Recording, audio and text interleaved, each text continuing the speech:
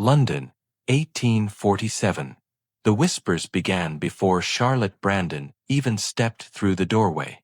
Is that truly her? After everything that happened, the scandal nearly destroyed her. How dare she show her face in polite society again? She should have stayed hidden in Bath. Coming back here, such audacity.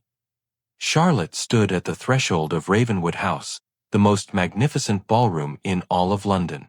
Crystal chandeliers cast golden light across the marble floors, illuminating the cream-colored walls and the hundreds of aristocrats dressed in their finest evening attire. The scent of roses and expensive perfume filled the air, mixing with the sound of a string quartet playing a gentle waltz. But Charlotte barely noticed any of it. She was too focused on keeping her chin raised and her shoulders back as dozens of cold eyes turned toward her. 6 months ago, she had fled this city in disgrace. The humiliation had been so complete, so devastating, that she thought she might never recover. But she had recovered. More than that, she had transformed herself. The frightened girl who had run away was gone. In her place stood a woman who had learned the hardest lesson of all, that her worth was not determined by what others thought of her. Her emerald green gown shimmered as she moved forward into the room. She had chosen it carefully. Not too bold, not too modest. Perfect for a woman who had nothing to hide and nothing to prove except to herself. The stares continued. Some were openly hostile. Others were merely curious, wondering if she would crumble under the weight of their judgment. A few older matrons leaned together, their fans fluttering as they exchanged whispered gossip. Charlotte caught fragments of their conversations as she passed. Publicly rejected by the Marquis. Such a spectacle she made of herself. Fortune hunter, if you ask me. Charlotte kept walking. She had prepared herself for this.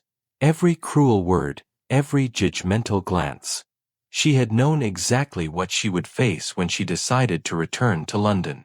But she had also known that she could not truly move forward with her life until she faced the people who had watched her fall.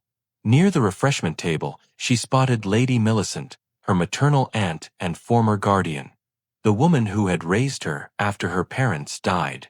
The woman who had suggested, in the gentlest possible terms, that Charlotte should disappear to Bath until the unfortunate matter was forgotten. Lady Millicent saw her too, and for a brief moment, something like shock crossed her face. Then her expression hardened into cool disapproval. Charlotte had expected nothing less. But it was the man standing across the ballroom who truly caught her attention.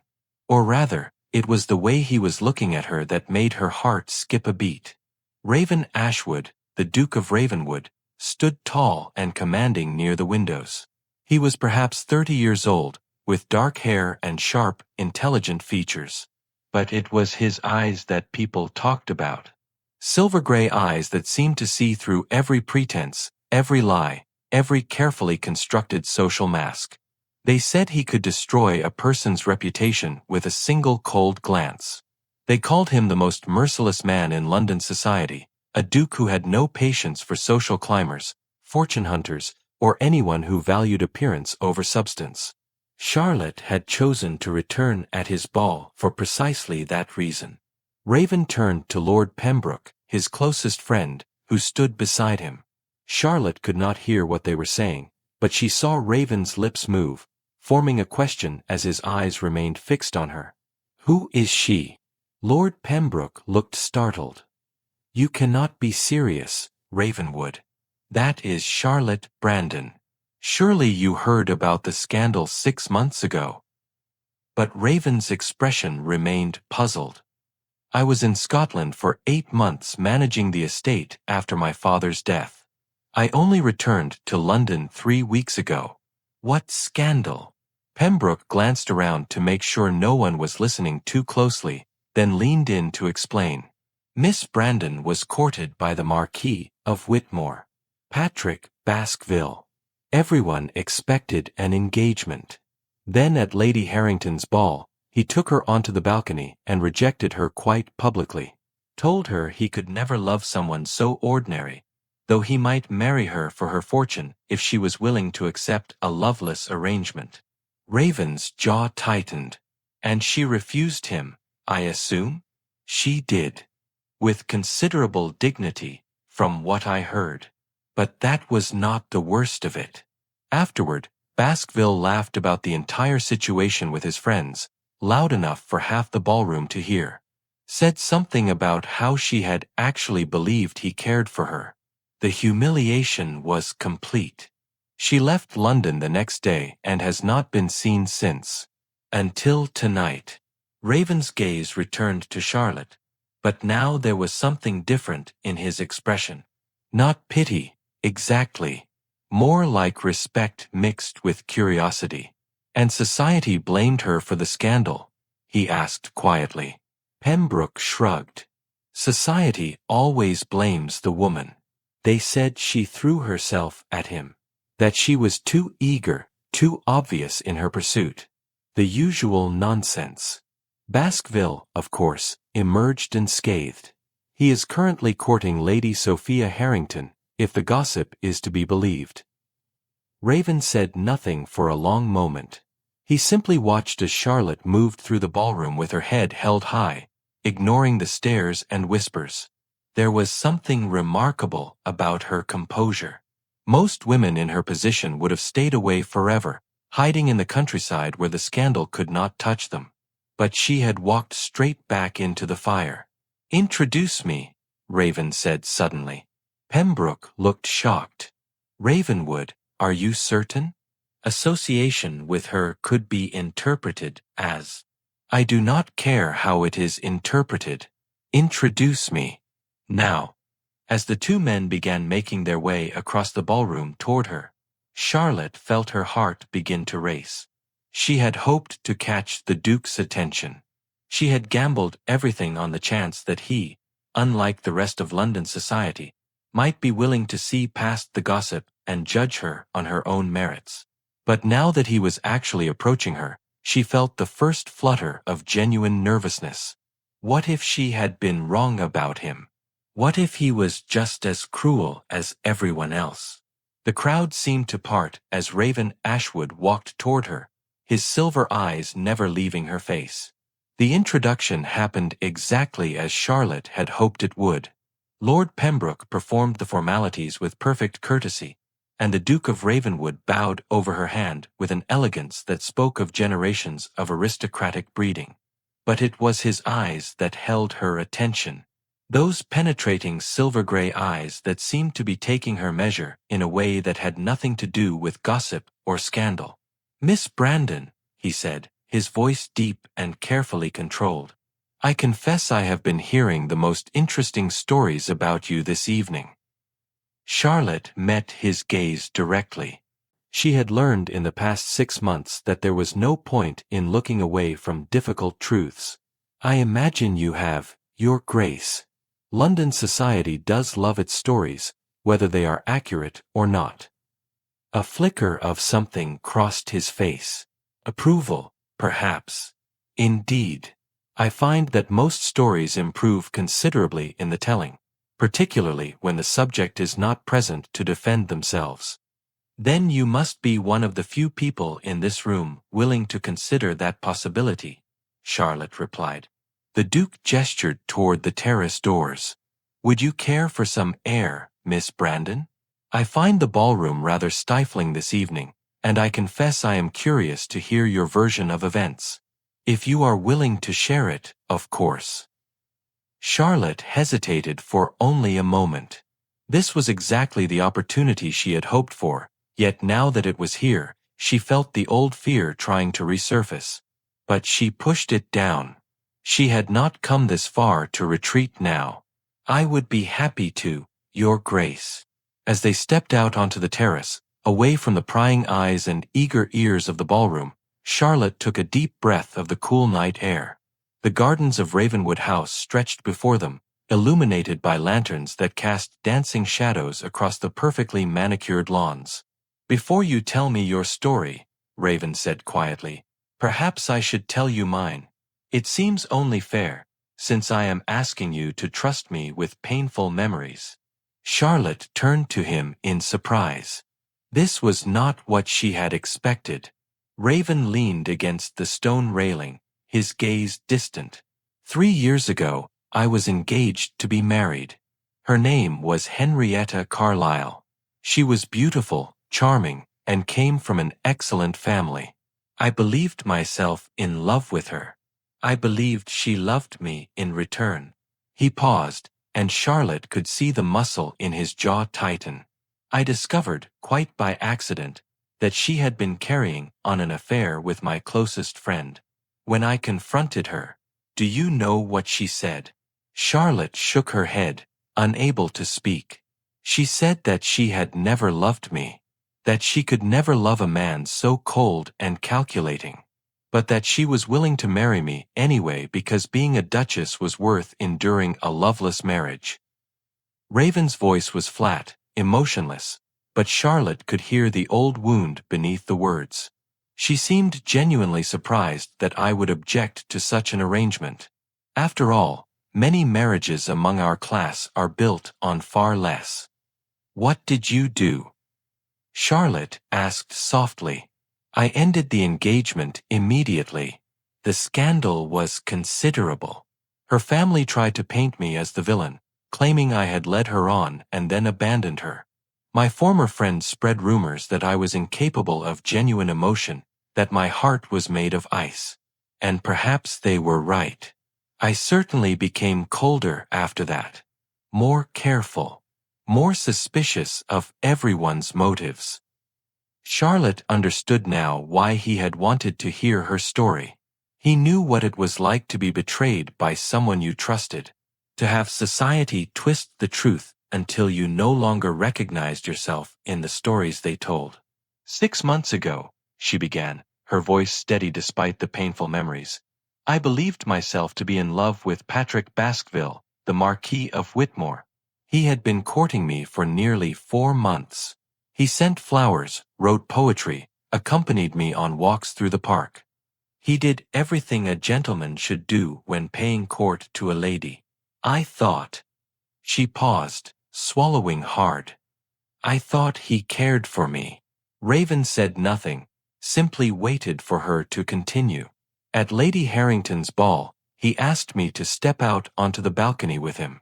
I thought he was going to propose. Instead, he told me that he had reconsidered the match. He said that while I was accomplished and well-bred, I was fundamentally ordinary. That he could never truly love someone so unremarkable. But he was willing to offer me marriage anyway, because his estates needed the money my dowry would provide." The words still hurt, even after all these months. Charlotte forced herself to continue. "I refused him. I told him that I would rather remain unmarried forever than bind myself to a man who viewed me with such contempt. He seemed genuinely surprised by my refusal, as though I should be grateful for his condescending offer. And then," Raven prompted gently, "and then he left the balcony and rejoined his friends. I stayed outside for a few minutes, trying to compose myself. When I came back inside, I heard him laughing, talking about how I had actually believed he cared for me, how desperate I had seemed, how obvious my infatuation had been." Charlotte's hands clenched into fists at her sides. The humiliation was complete. By the next morning, all of London knew the story. But somehow it had changed in the telling. Suddenly, I was the fortune hunter who had thrown myself at him. I was the desperate woman who could not accept rejection gracefully. He emerged from the scandal with his reputation intact while mine was destroyed. Raven was silent for a long moment. When he finally spoke, his voice was cold with anger, though Charlotte sensed it was not directed at her. And society, in its infinite wisdom, decided to blame the victim rather than the man who deliberately humiliated her. "Society always blames the woman," Charlotte said simply. "I learned that lesson well. So you fled to Bath." "I did." My aunt suggested it would be best if I removed myself from London until the scandal died down. At the time, I agreed. I was so broken, so ashamed, that I wanted nothing more than to hide from the world. Charlotte turned to face him fully. But something changed during those 6 months. I realized that I had given Patrick Baskerville power over me. Power to define my worth, to determine my future, to make me feel small and insignificant. And I decided to take that power back. Raven studied her face in the moonlight. That is why you chose to return at my ball specifically. Because you knew I had been away during the scandal. You hoped I might judge you without the prejudice that comes from hearing gossip first. Charlotte felt a blush warm her cheeks, but she refused to look away. Yes, I confess that was my calculation. You have a reputation for being merciless, Your Grace, but also for being fair. They say you judge people on their actions rather than their reputations. I hoped that might extend to me as well. A calculated risk, Raven observed. What if I had simply believed the gossip like everyone else? Then I would have been no worse off than I already was, Charlotte replied simply. But I had to try. I could not move forward with my life until I proved to myself that I could face London society again without crumbling. Before Raven could respond, a voice called from the terrace doors. Miss Brandon? Are you out here? It was Lady Millicent, her tone sharp with disapproval. Charlotte turned to see her aunt standing in the doorway, her expression a mixture of shock and anger at finding Charlotte alone with the Duke. Forgive me, Your Grace, Lady Millicent said, her curtsy stiff and formal. I did not realize my niece had monopolized your attention. Charlotte, dear, we should be leaving. It is getting late. But Raven stepped forward smoothly. On the contrary, Lady Millicent, it is I who have monopolized Miss Brandon's time. I was just asking her about her stay in Bath. I have a property near there myself and was curious about her impressions of the area. It was a polite fiction, and they all knew it. But Lady Millicent could hardly contradict a duke to his face. She forced a smile that did not reach her eyes. How kind of you to take an interest, Your Grace. Yes, Charlotte spent several months in Bath recovering from a difficult period. So I understand, Raven said, his tone giving nothing away. Miss Brandon was just telling me about her cousin's hospitality. It sounds as though the time away was beneficial. Charlotte seized the opening he had provided. It was, Your Grace. My cousin Elenina Winthrop was most welcoming. She helped me gain perspective on many things. What she did not say, what she could never say in front of her aunt, was how Elenina had transformed her thinking entirely. Her cousin was a widow, independent and outspoken in ways that London society found shocking but could not quite condemn given her status and wealth. When Charlotte had arrived in Bath, broken and humiliated, Elenina had taken one look at her and announced that they had work to do. You gave your power away to a worthless man, Elenina had said bluntly on that first evening as they sat before the fire. Now you need to take it back. Not by finding another man to validate you, but by learning to validate yourself. The weeks that followed had been difficult but transformative. Elenina had refused to let Charlotte wallow in self-pity. Instead, she had pushed her to examine why she had been so desperate for Patrick's approval in the first place. Why she had been willing to overlook the signs that his interest was superficial. Why she had measured her worth by whether a man loved her. You are the daughter of an earl, Elenina had reminded her. You have beauty, intelligence, education, and a considerable fortune. You need no one's permission to exist in this world. Certainly not the permission of some arrogant marquis who cannot see quality when it stands before him. Charlotte had spent her days reading philosophy and poetry, walking through the beautiful countryside around Bath, and slowly rebuilding her sense of self. She had learned to sit with her own company and find it sufficient. She had learned that being alone was not the same as being lonely. Most importantly, she had learned that her value as a person had nothing to do with whether Patrick Baskerville, or any man, chose to love her. But she had also realized that she could not truly move forward until she faced what had happened. Running away to Bath had been necessary for healing, but staying away forever would mean letting the scandal define the rest of her life. So she had made the deliberate choice to return to London, to walk back into the ballroom with her head held high, and to show everyone who had written her off that she was stronger than they had believed. The decision to attend the Duke of Ravenwood's ball had been strategic. She had learned from the letters her few remaining friends sent to Bath that Raven had been away in Scotland during the scandal, that he had only recently returned to London. It meant he would be one of the few people in society who had not already formed an opinion about her based on gossip and speculation. And his reputation for judging people fairly, however harsh that judgment might be, gave her hope that he might actually listen to her side of the story. Now, standing on his terrace with her aunt glaring at them both, Charlotte felt the gamble had paid off. The Duke had listened. More than that, he seemed to understand in a way that few others could, because he had experienced a similar betrayal himself. Lady Millicent's voice cut through Charlotte's thoughts. "We really must be going, Charlotte. Your uncle will be wondering where we are." It was a transparent excuse. Charlotte no longer lived with her aunt and uncle.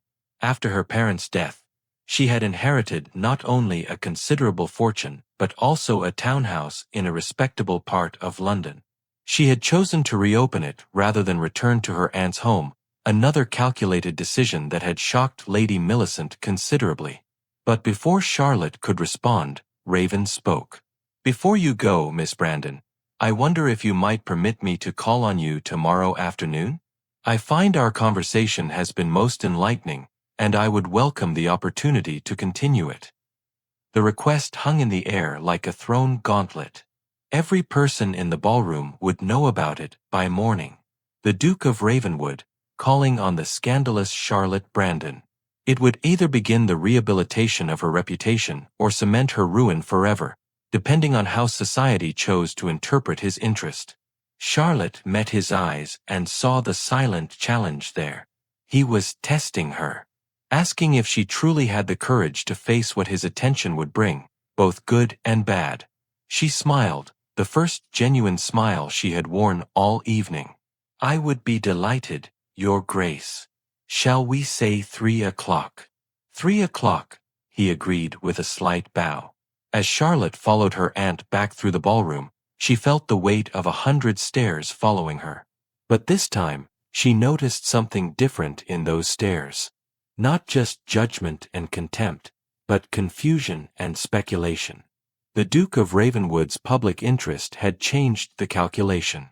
Society did not know what to make of it yet, but they would have to reconsider their assumptions about Charlotte Brandon. The next afternoon, Charlotte stood by the window of her drawing room, watching the street below. At precisely 3 o'clock, a magnificent black carriage bearing the Ravenwood coat of arms pulled up in front of her townhouse. She took a deep breath, smoothing the pale blue muslin of her afternoon dress, and prepared herself for whatever was about to happen. The Duke of Ravenwood was shown in by her butler, and Charlotte was struck again by his commanding presence. In the daylight streaming through her windows, she could see details she had missed the night before. The fine lines around his eyes that spoke of careful observation. The set of his jaw that suggested a man accustomed to making difficult decisions. The way he moved with absolute confidence through her drawing room, as though he had every right to be there. "Miss Brandon," he said, bowing over her hand. "Thank you for receiving me."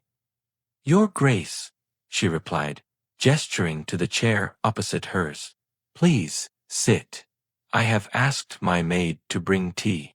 They observed the formalities as the tea was served, making polite conversation about the weather and the previous night's ball. But Charlotte could sense that Raven was merely waiting for the servant to leave so they could speak more freely.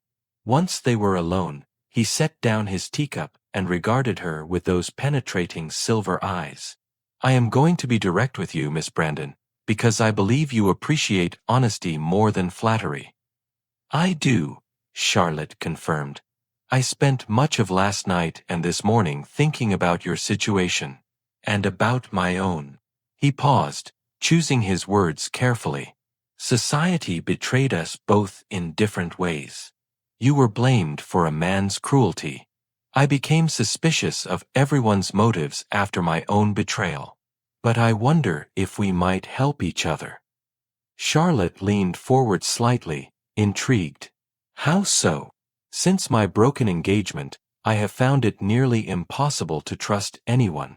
Every debutante who smiles at me, every family that invites me to dinner, every friend who introduces me to their sister or cousin. I wonder constantly about their true motives. Are they genuinely kind, or do they simply want the prestige of a duchess title?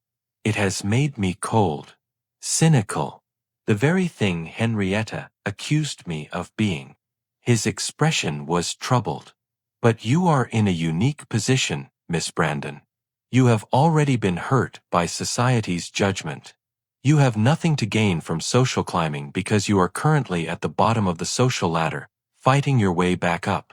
That makes you perhaps the only person in London whose observations I might actually trust. Charlotte began to understand where he was leading. You want my help in distinguishing genuine people from opportunists. Precisely. You have a perspective that I lack. You have seen people at their worst, when they thought you had nothing left to offer them. You know what cruelty looks like beneath a polite smile. And I believe your judgment would be valuable to me. And in exchange? Charlotte asked, though she thought she already knew the answer. In exchange, I will sponsor your return to society. My public support will force people to reconsider their judgment of you. It will not erase the scandal, but it will give you a chance to rebuild your reputation on your own terms. He met her eyes directly. I want to be clear that this is not charity. I am not offering this out of pity. I genuinely believe we can help each other. Charlotte considered the proposition carefully. It was bold, unconventional, and would certainly cause talk. But it also made a strange kind of sense. She did have insights that the Duke lacked. She had learned to recognize false friendship in the past 6 months. She knew exactly what it looked like when people judged you based on gossip rather than truth. I have one condition, she said finally. Name it. Complete honesty between us. Always. No polite lies, no social pleasantries that obscure the truth. If this arrangement is to work, we must be able to trust each other absolutely. That means being direct even when it is uncomfortable. A slow smile spread across Raven's face, transforming his usually stern expression. I believe that is the first time anyone has demanded honesty from me rather than flattery. Agreed, Miss Brandon. Complete honesty. They shook hands on it, and Charlotte felt a strange thrill at the contact.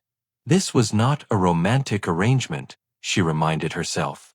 This was a practical alliance between two people who had been wounded by society and were trying to find their way back. Nothing more. But over the following weeks, as they attended balls and dinners and musical evenings together, Charlotte found herself revising that assessment. The Duke of Ravenwood was not at all what she had expected.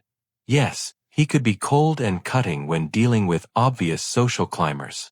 She watched him demolish the pretensions of several fortune-hunting mothers with nothing more than a raised eyebrow and a pointed question. But with Charlotte, he was different. Thoughtful. Surprisingly funny when he allowed his guard to drop. Genuinely interested in her opinions on everything from literature to politics. They developed a private signal system. If Charlotte touched her left earring during a conversation, it meant the person they were speaking to was genuine. If she touched her right earring, it meant she suspected ulterior motives. Raven, in turn, would guide their interactions accordingly, either deepening the acquaintance or politely extracting them from the conversation. Society noticed, of course. The Duke of Ravenwood was seen everywhere with Charlotte Brandon. Speculation ran wild. Some thought he was courting her. Others believed he was simply being kind to a woman who had been treated unjustly. A few suggested more scandalous explanations. But regardless of what people thought, one thing was undeniable. The Duke's attention had changed Charlotte's social position dramatically. People who had cut her dead a month before now greeted her politely. Invitations began arriving at her townhouse again. But it was the moments between the social events that Charlotte found herself treasuring most. The carriage rides where they would discuss what they had observed. The afternoon calls where Raven would bring books he thought she might enjoy. The conversations that stretched from polite topics into deeper discussions about philosophy, morality, and what it meant to live with integrity in a world that often rewarded deception. Charlotte told herself that what she was feeling was simply gratitude. That the warmth in her chest when he smiled at her was just appreciation for his help. That the way her heart raced when he took her arm was merely nervousness about their public arrangement. She was lying to herself, of course. But she was not ready to admit the truth yet, not even to herself. The evening that everything changed began innocuously enough. They were attending Lady Pembroke's soiree, one of the most prestigious events of the season. Charlotte was standing near the refreshment table, observing the crowd, when she saw him. Patrick Baskerville, the Marquis of Whitmore, the man who had humiliated her 6 months before. He was standing near the terrace doors with Lady Sophia Harrington on his arm, looking as handsome and confident as ever. When his eyes met Charlotte's across the room, something flickered in his expression. Surprise, perhaps. Or was it regret? He began moving toward her, and Charlotte felt her carefully constructed composure begin to crack. Patrick was walking directly toward her, his expression unreadable. Charlotte's first instinct was to flee, to find some excuse to leave the room before he could reach her. But she had not come this far to run away now. She straightened her spine and lifted her chin, preparing herself for whatever he might say. But before Patrick could reach her, Raven materialized at her side. His timing was perfect, as though he had been watching her the entire evening and had sensed the exact moment she might need him. "Miss Brandon," he said smoothly, offering his arm. "I believe they are beginning the dancing. Would you honor me?" Charlotte took his arm gratefully, allowing him to lead her toward the dance floor. As they passed Patrick, she caught a glimpse of his face. He looked almost disappointed, as though he had genuinely wanted to speak with her. Lady Sophia, on the other hand, looked merely bored. "Thank you," Charlotte murmured as Raven's hand settled at her waist and they began to waltz. "You went pale when you saw him," Raven observed quietly. "I thought an intervention might be welcome." It was. Though I will have to face him eventually. He is part of London society, and I cannot avoid him forever. Perhaps not. But you can choose the time and place for that confrontation. A crowded ballroom where he can ambush you is not ideal. Raven's silver eyes were concerned. "Are you all right?" Charlotte considered the question honestly. "I am better than I expected to be. 6 months ago, seeing him would have destroyed me. Now I find that I am merely uncomfortable, not devastated. That feels like progress." "It is progress," Raven agreed. "Significant progress." They danced in silence for a moment, and Charlotte found herself hyper-aware of Raven's presence. The warmth of his hand at her waist. The way they moved together in perfect synchronization, as though they had been dancing together for years rather than weeks.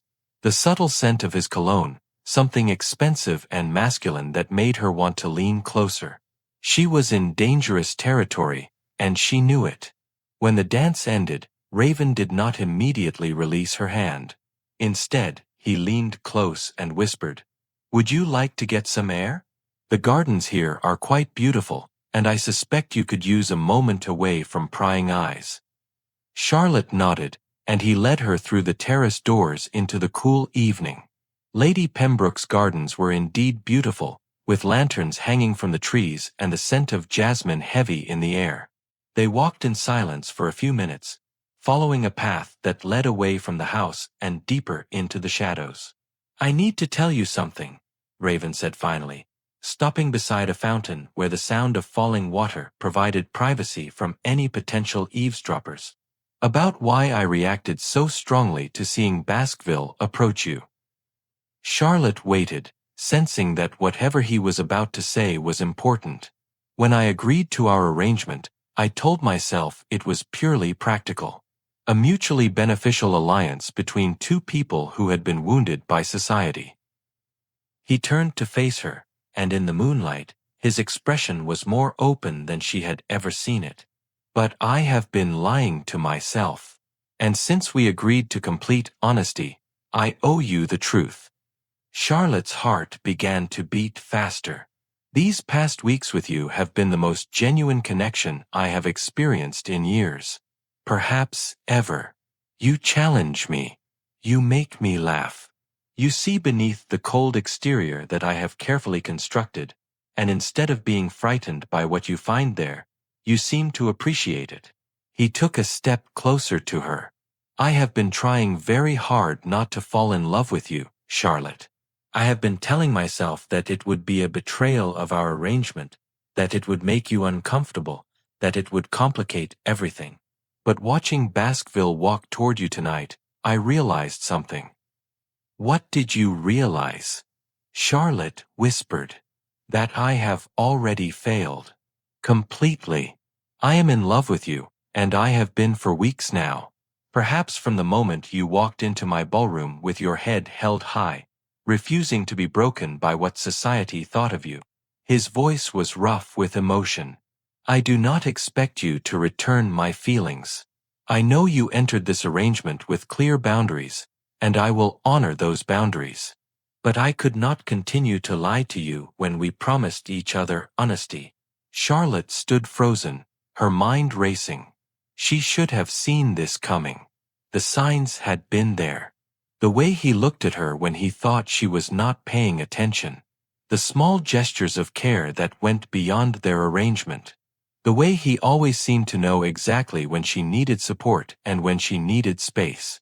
But more importantly, she needed to be honest about her own feelings. Feelings she had been denying for weeks because she was terrified of being hurt again. Terrified of trusting her judgment about men after Patrick had so thoroughly deceived her. "Raven," she said softly, using his given name for the first time. "I need to tell you something as well." He watched her warily, as though preparing himself for rejection. "When I agreed to our arrangement, I told myself it was purely practical too. A way to rebuild my reputation while helping you identify genuine people. I was so certain that I had learned my lesson with Patrick. That I would never be foolish enough to fall for another man, especially not so quickly." She took a deep breath. "But what I feel for you is nothing like what I felt for Patrick. That was infatuation built on fantasy. I loved the idea of him more than the reality. But with you, I see clearly. I see your flaws and your strengths. I see the coldness that you use to protect yourself and the warmth underneath it. And I find that I love all of it. Not the idea of you, but the reality of you." Raven's expression transformed, hope dawning in his eyes. "Charlotte, are you saying—" "I am saying that I love you too," she interrupted. "And it terrifies me because the last time I trusted my feelings about a man, I was catastrophically wrong. But you are not Patrick. You have never been anything but honest with me.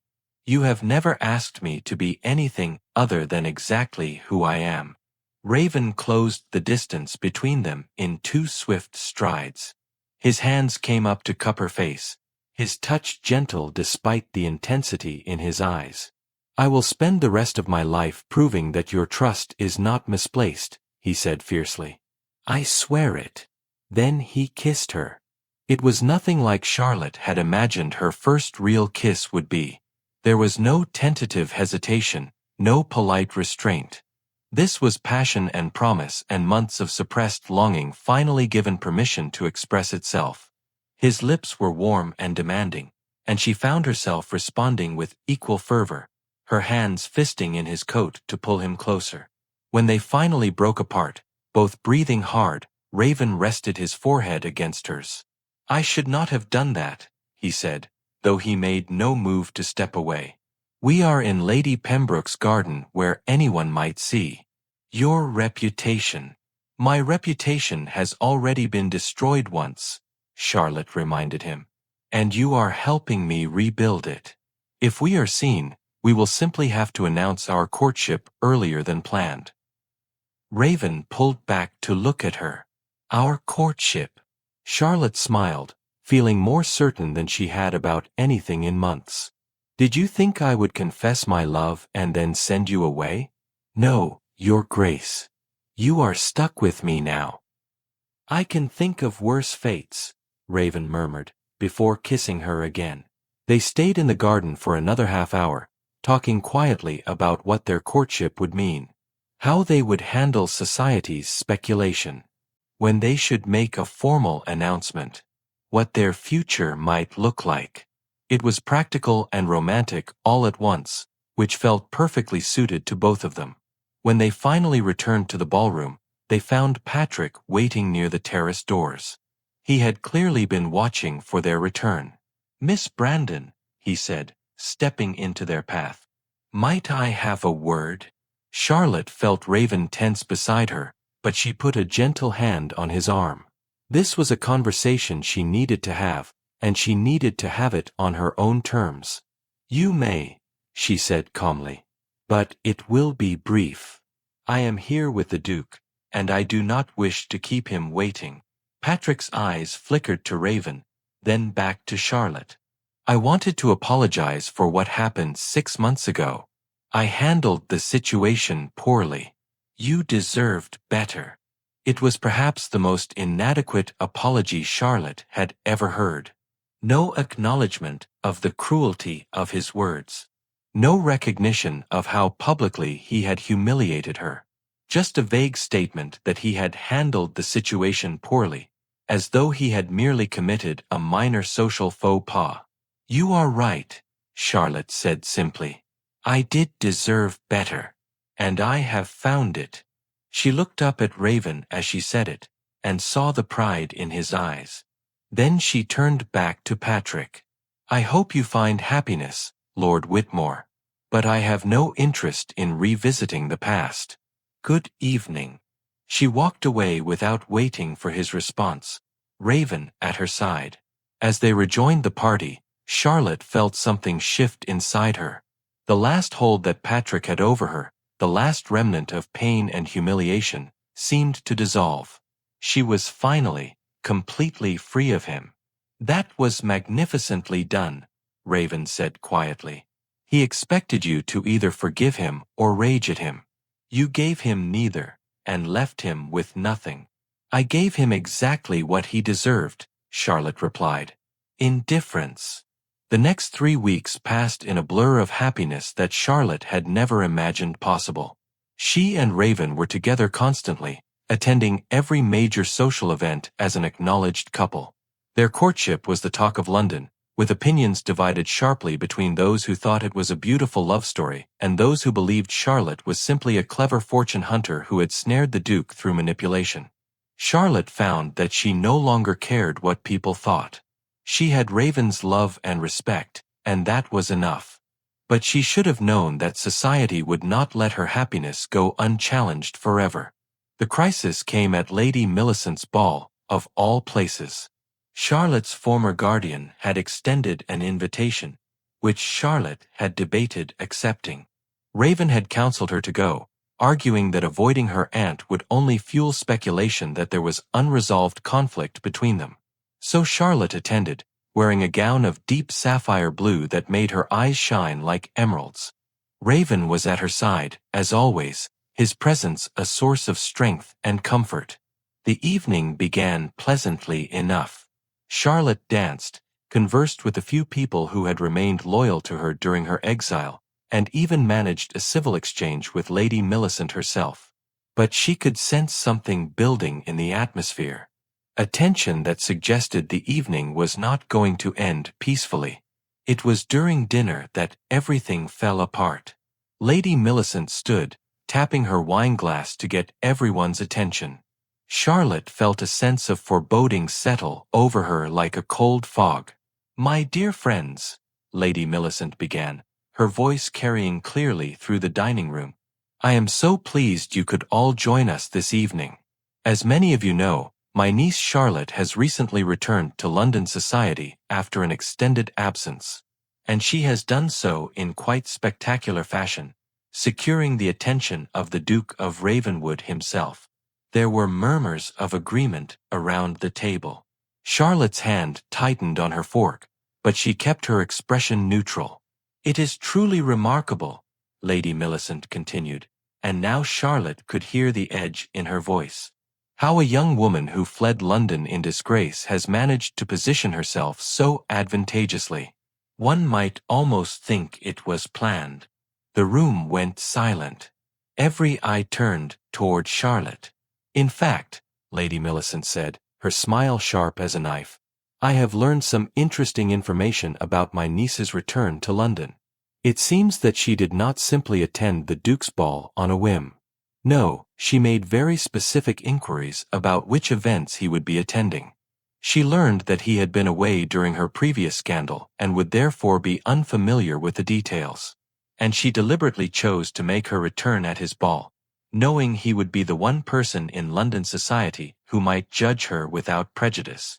Charlotte felt Raven go very still beside her. Around the table, she could see the expressions changing. Suspicion, judgment, the same looks she had faced 6 months ago.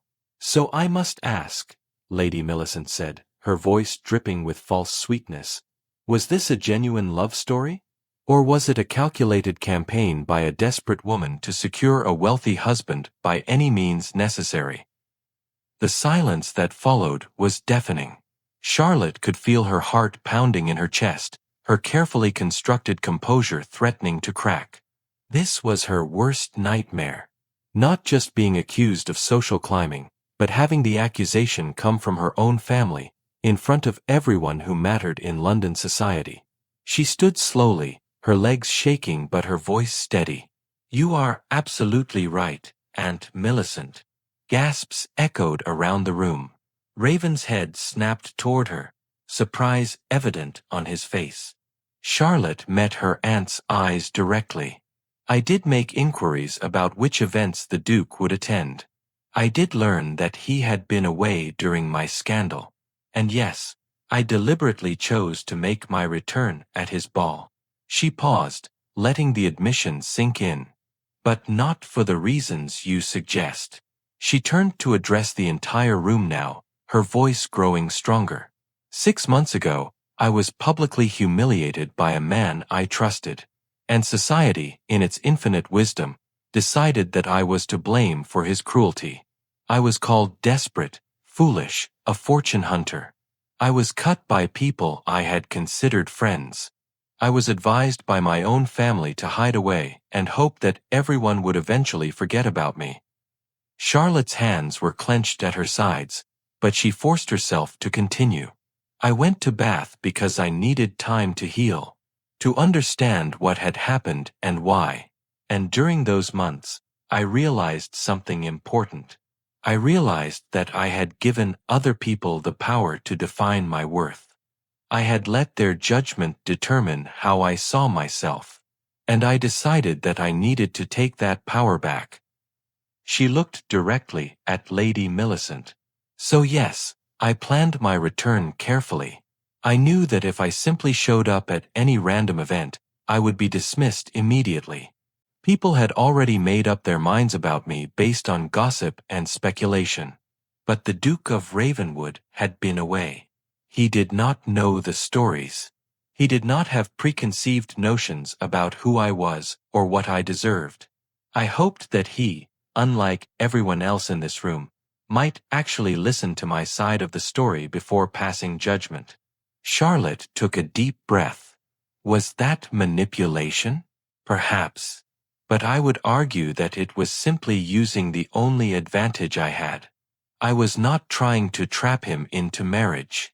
I was trying to get one person, just one person, to see me as a human being rather than as a scandal to be whispered about. She turned to Raven, who was watching her with an expression she could not quite read. I never lied to you, she said softly. I never pretended to be something I was not. I told you the truth about what happened with Patrick Baskerville. I told you about my time in Bath. I was honest about my motives and my feelings. If that makes me a schemer, then I am guilty as charged. The room was silent. Charlotte waited for Raven to speak, to either defend her or condemn her. Her entire future hung in the balance of whatever he said next. Raven stood slowly, his silver eyes never leaving Charlotte's face. Then he turned to address the room. Lady Millicent is correct that Miss Brandon planned her return to London carefully. What Lady Millicent fails to understand is that such planning demonstrates intelligence, not deception. His voice was cold and cutting, the tone he used when dealing with people who had earned his contempt. Miss Brandon did not manipulate me. She gave me the opportunity to form my own judgment based on facts rather than gossip. That is not scheming. That is wisdom. He moved to stand beside Charlotte, taking her hand in his. The gesture was deliberate, public, and unmistakable in its meaning. I have spent the past 3 weeks in Miss Brandon's company. I have observed her in every possible social situation. I have conversed with her on topics ranging from philosophy to politics to literature. I have seen how she treats servants, how she responds to those who have wronged her, how she conducts herself when she thinks no one is watching. Raven's gaze swept the room. And what I have discovered is a woman of exceptional character, intelligence, and grace. A woman who was treated abominably by society and yet refused to become bitter or cruel in response. He squeezed Charlotte's hand. Yes, she hoped to catch my attention at my ball. She hoped that I might judge her fairly. Is that so different from any young woman who dresses carefully for a social event, hoping to make a good impression? The only difference is that Miss Brandon was honest about her intentions, while most of society hides behind a facade of false modesty. Raven's voice grew harder. I have spent years being pursued by women who want my title, my wealth, my social position. Women who smile and flatter and lie about their true motives. Miss Brandon is the first woman I have met who has been completely honest with me from the beginning. She told me she was trying to rebuild her reputation. She told me she needed my help. She never pretended that her interest in me was solely romantic, at least not at first. He turned to look at Charlotte, and his expression softened. But somewhere along the way, something changed. What began as a practical alliance became something far more valuable. I fell in love with her intelligence, her courage, her refusal to be defined by the worst thing that ever happened to her. And she, I am honored to say, fell in love with me as well. Not with my title or my fortune, but with the man I am beneath all of that. Raven turned back to the room. So yes, Miss Brandon planned her return to London. She chose my ball strategically. She hoped to gain my support in rebuilding her reputation. And I am grateful every day that she did, because otherwise I might never have met the woman I intend to marry. The last sentence fell like a bomb into the silent room. Charlotte gasped, turning to stare at Raven in shock. They had discussed courtship, but he had never mentioned marriage. Not officially. Raven smiled at her, the first truly unguarded smile she had ever seen on his face.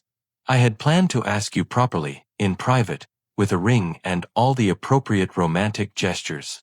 But it seems circumstances have forced my hand. He took both of her hands in his. Charlotte Brandon, will you do me the extraordinary honor of becoming my wife? Not because it is strategic or practical, but because I love you and cannot imagine my life without you in it." Charlotte felt tears streaming down her cheeks. Around them, the dining room had erupted into chaos. Some people were applauding. Others were whispering frantically. Lady Millicent looked as though she might faint. But none of it mattered. All that mattered was Raven, looking at her with such love and certainty that she could not doubt his sincerity for even a moment. "Yes," she whispered. Then, louder, "Yes, Raven, I will marry you." He pulled her into his arms, kissing her in front of everyone, propriety be damned. And Charlotte kissed him back, no longer caring what anyone thought. She had spent too long worrying about society's judgment. Now she was choosing her own happiness, and no one could take that away from her. When they finally broke apart, Raven kept his arm around her waist, holding her close. He addressed the room one final time. "Anyone who wishes to question Miss Brandon's character or motives is welcome to do so. But they will answer to me personally. And I assure you, I am not nearly as forgiving as she is." The threat was clear, and the room fell silent. No one wanted to cross the Duke of Ravenwood, not when he was defending the woman he loved. 3 weeks later, Charlotte stood in front of the mirror in her dressing room, studying her reflection with a sense of calm she had never experienced on what should have been one of the most nerve-wracking days of her life. Her wedding gown was a masterpiece of ivory silk and delicate lace, simple yet elegant, exactly what she had wanted. Her dark hair was arranged in soft curls with small white roses woven through them. She looked like a bride. More importantly, she felt like herself. "You look absolutely beautiful," Cousin Elalina said from the doorway, her eyes suspiciously bright. "Though I must say, you look far too calm for a woman about to marry a duke." Charlotte smiled at her cousin's reflection in the mirror. "I am calm because I am certain. For the first time in my life, I am making a choice that I know, deep in my bones, is right." Elalina crossed the room and took Charlotte's hands. "You have come so far from the broken girl who arrived at my door in Bath. I am so proud of you." "I could not have done it without you," Charlotte said softly. "You taught me that my worth was not determined by what others thought of me. That lesson saved my life." "No, my dear. You saved yourself. I simply reminded you of what you already possessed." Elalina squeezed her hands. "Now, your husband-to-be is waiting, and from what I hear, he has been pacing in the vestry for the past hour like a caged lion." Charlotte laughed, the sound light and genuine. 6 months ago, she could not have imagined laughing on her wedding day. She had thought, in those dark days after Patrick's rejection, that she might never feel joy again. How wrong she had been. The ceremony at St. George's Church was everything Charlotte had hoped for. Not too large, not too ostentatious, but filled with people who genuinely cared about them both. As she walked down the aisle on her uncle's arm, her eyes found Raven immediately. He stood at the altar in his formal attire, looking impossibly handsome and utterly focused on her. The expression on his face as he watched her approach took her breath away. It was pure, unguarded love, visible to everyone in the church. When she reached him and took his hand, he leaned close and whispered, "You are the most beautiful thing I have ever seen." "And you are biased," she whispered back, smiling. "Completely," he agreed, grinning. The ceremony itself passed in a blur of sacred words and solemn promises. But when it came time for their vows, both Charlotte and Raven had chosen to speak from the heart rather than simply recite traditional phrases. "Charlotte," Raven said, his voice steady and clear, "6 months ago, you walked into my ballroom and changed my life. You taught me that walls built to protect the heart can also imprison it. You showed me that trust is not weakness but courage. You reminded me that love, real love, is built on honesty and respect and the willingness to be vulnerable with another person." He squeezed her hands. "I promise to always see you truly, not as I wish you to be, but as you are." I promise to honor your strength and support you in your moments of weakness. I promise to be worthy of the trust you have placed in me. And I promise to love you, not just today, but every day for the rest of our lives." Charlotte felt tears threatening, but she blinked them back. When it was her turn to speak, she looked directly into Raven's silver eyes. "Raven, when I returned to London, I was looking for redemption in the eyes of society. What I found instead was something far more valuable.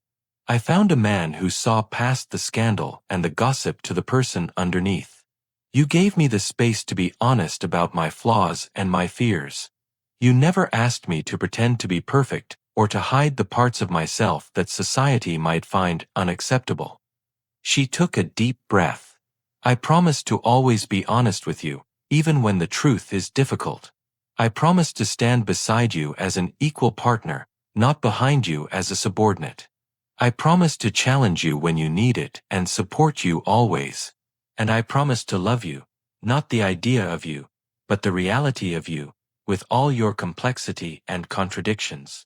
When the vicar finally pronounced them husband and wife, Raven pulled Charlotte into his arms and kissed her with such passion that several elderly ladies in the congregation gasped. Charlotte did not care. She kissed him back with equal fervor, sealing the promise they had just made to each other. The wedding breakfast at Ravenwood House was a joyful affair. Charlotte moved through the crowd on Raven's arm, accepting congratulations with genuine gratitude. Many of the guests were people who had cut her just months before, now eager to curry favor with the new Duchess of Ravenwood. Charlotte was polite to them all, but she reserved her warmth for those who had stood by her during her darkest days. It was during the reception that Lady Millicent approached, her expression uncertain. "Charlotte, my dear, might I have a word?" Charlotte exchanged a glance with Raven, who squeezed her hand before stepping away to give them privacy. She turned to her aunt with cool politeness. "Of course, Aunt Millicent." Lady Millicent looked uncomfortable, a rare expression for a woman usually so confident in her social superiority. "I wanted to apologize for my behavior at my ball.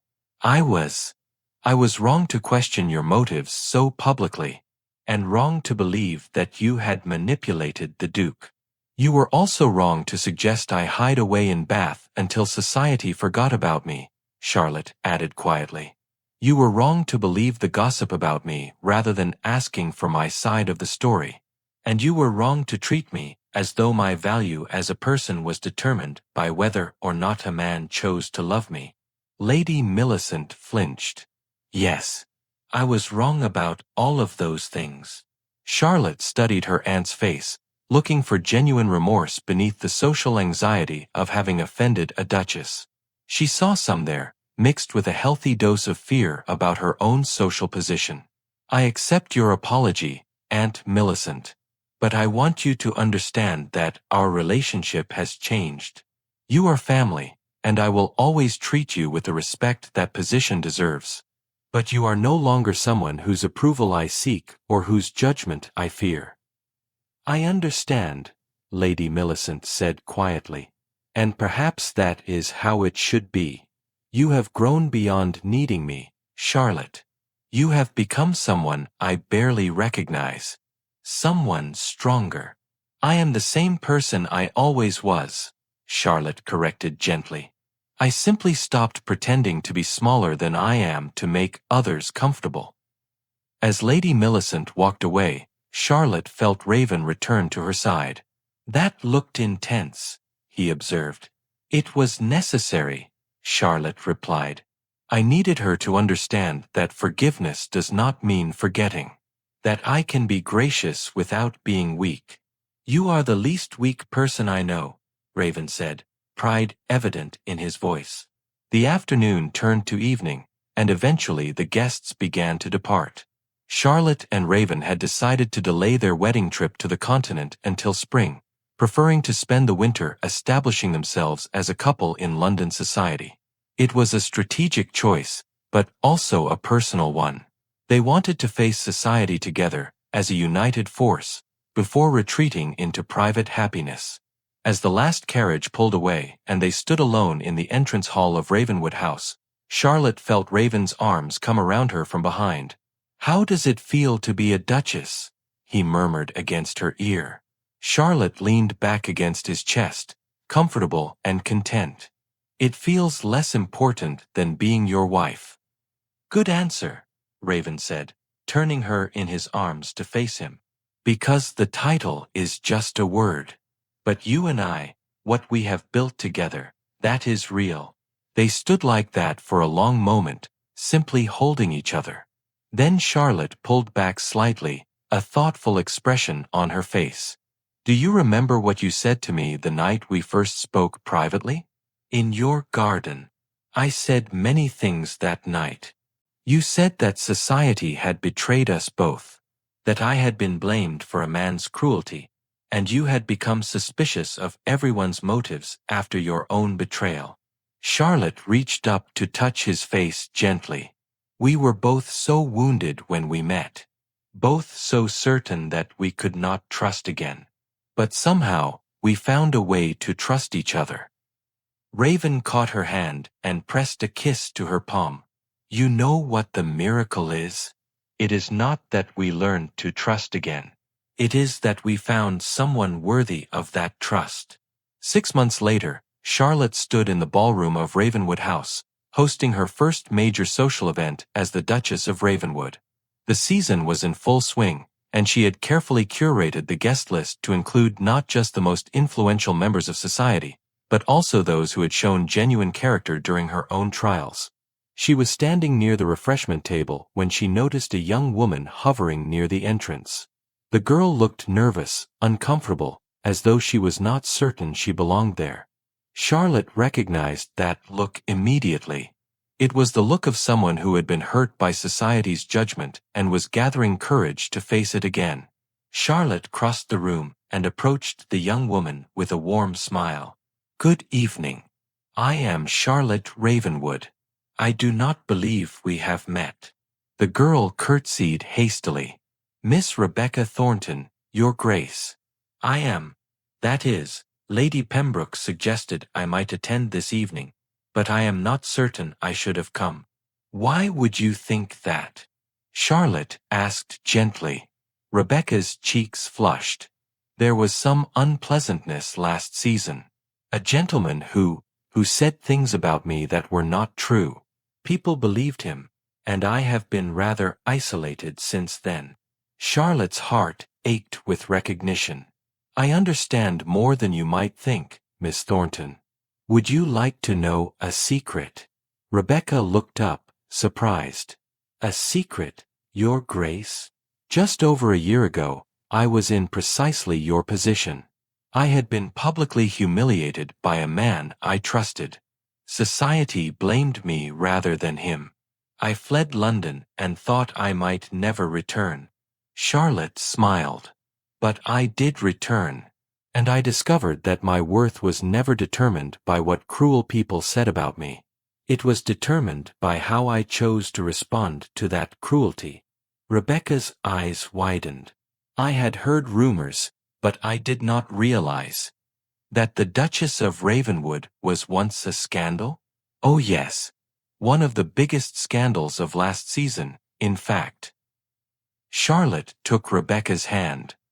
"Let me introduce you to some people. Real people who value character over gossip. And remember, Miss Thornton, that you define yourself. No one else has that power unless you give it to them." As Charlotte led Rebecca into the crowd, she caught Raven's eye across the room. He was watching her with that expression she had come to know so well. Pride, love, and deep respect. He raised his glass to her in a small, private toast. Charlotte smiled back at him, her heart full. This was her life now. Not perfect, but real. Not defined by society's expectations, but by her own choices. She had walked through fire and emerged stronger. She had been broken and learned to rebuild herself. She had been judged and learned to trust her own judgment above all others. And most importantly, she had learned that true love was not about finding someone to complete you. It was about finding someone who saw you completely and loved you anyway. Someone who challenged you to be better while accepting you as you are. Someone who stood beside you as an equal, facing life's challenges together. Charlotte Brandon had started her journey as a girl seeking validation from others. She had become Charlotte Ravenwood, a woman who validated herself. And in doing so, she had found not just love, but the kind of happiness that came from knowing, deep in your bones, exactly who you were and being proud of that person. The gossip and stares that had once threatened to destroy her had become nothing more than background noise. Because she had learned the most important lesson of all, that dignity, self-respect, and genuine love were not things society could give or take away. They were things you claimed for yourself and protected fiercely. And as she stood in her ballroom, helping another wounded soul find her way back to confidence, Charlotte knew that her story had come full circle. Not in the way she had once imagined, with society's approval and a fairy tale romance, but in a better way. A real way. A way that honored the truth of who she was and what she had survived. She had arrived at the ball amid gossip and stares, but she would leave it as exactly who she had always been meant to be, a woman who defined herself, loved fiercely, and refused to let anyone's cruelty diminish her light.